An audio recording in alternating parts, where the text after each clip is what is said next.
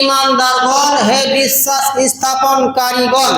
তোমরা যারা আল্লাহকে এক বলে স্বীকার বিশ্বাস করেছো, তোমরা যারা আল্লাহর প্রতি ঈমান আনয়ন করেছো, ইজা নুদিয়া লিস-সালামি ইয়াউমিল জুমআ, যখন তোমাদেরকে জুমার দিনে আহ্বান করা হবে, যখন তোমাদেরকে জুমার দিনে ডাকা হবে সালাতের জন্য,